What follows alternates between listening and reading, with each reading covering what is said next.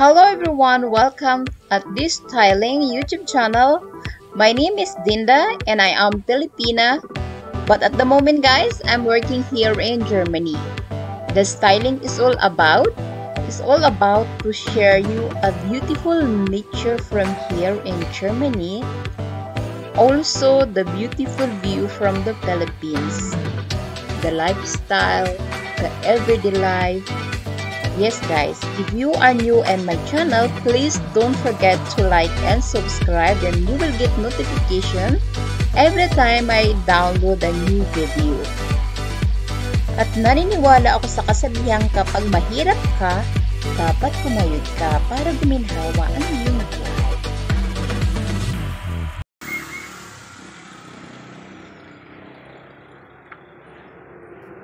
Hi everyone! So today's video guys, isi-share ko sa inyo or i-update ko kayo sa kusina na pinapagawa natin kay Ina. So, alam nyo naman, di ba? Pag nakarinig kayo ng ganong sounds, yung sounds na yun, ibig sabihin, nagpapagawa ng something sa ating bahay.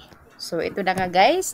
I'm happy to share you or i-update ko kayo dahil nga dinadownload ko yung ibang part ng aking video. So, ngayon guys, ito na nga yung ating kusina. So, kusina ito ni Ina sa Pilipinas. So, actually, yan na siya guys. Buo na siya. Nagkakabit na sila ng yero or roof in English. So, for everyone watching my video guys, nagkakabit na sila ngayon. Today I will give you an update about my mother kitchen in the Philippines. Inside the video guys, my sister talking and then she explained about our worker. There is a Elmer, our worker, and Rigel. So, napakasipag po nila at thank you very much. Kung mapapanood mo to Mer, thank you very much at Rigel. I really appreciate. So, actually guys, I'm already happy because soon makakabisita tayo sa Pilipinas in few months from now. Kita-kits tayo, may mga favorite auntie, favorite cousin, especially sa aking mga ate and brother. Also, the most special na I want to say is my mother, Ina. So, guys, the mother we call in Palawinos word in our dialect, Ina. So, we call our mother Ina. So, this seems like mother or mommy or whatever. This is we call Ina. So, Ina is the one of my inspiration. So, why we plan to build a new kitchen, we make more our house make more beautiful is because of my mother. Because of course, we love our mama and si Ina ay matanda na siya. Of course, nasa 70 plus na. So, that's why I want my mother always happy. So, this Hari Raya guys, Happy Hari Raya to all around the world, to all the Muslims celebrating Hari Raya. And then, Happy Hari Raya to all my relatives, to all Muslim, and especially to my family, kay Ina, sa aking mga mother, sister. So, Happy Hari Raya sa inyong lahat. And then, yeah, it's time for forgiveness. So, time for happiness. Na sana masaya kayo kasama ng inyong mga family. Si Ina, masaya siya kasama ng mga sister and brother, mga pamangkin, apo. So, sa akin dito guys, I am alone. Pero okay lang. Siyempre, kailangan natin magtrabaho. So, inshallah, kahit naman na walang celebration, kapag na magkasama-sama tayo, kasi everyday is love naman, di ba? So, kaya excited na ako umuwi in few months from now. So, in few months from now, makakakain na tayo sa ating bagong kusina. So, dyan na tayo magluluto. We try our best na mapapatapos natin ang kusina ni Ina. Bagamat guys, yes, sabi nga nila hindi na daw ito simpleng kusina, kumbaga bahay na. Oo. We really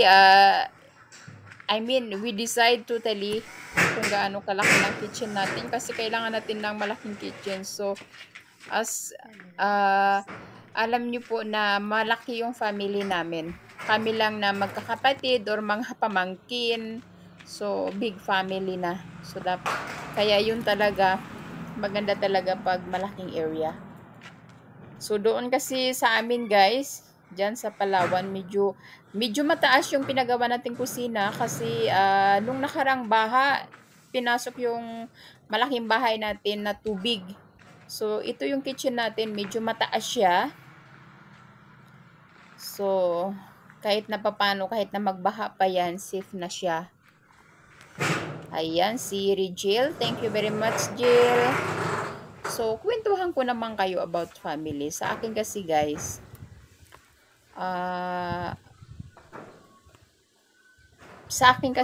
ang pinaka-inspiration ko talaga ay ang aking nanay at tatay. Bagamat lumaki kami na mahirap talaga, yun ang tinanim ko talaga sa utak ko na balang araw, ang tinatak ko talaga sa aking utak na balang araw sana magkaroon ako ng magandang trabaho, magandang sweldo. So, kasi gusto ko talagang matulungan yung nanay at tatay ko. So, yun ang pinakapangarap ko talaga sa buhay ko. Hindi man ako nangarap na para sa sarili ko.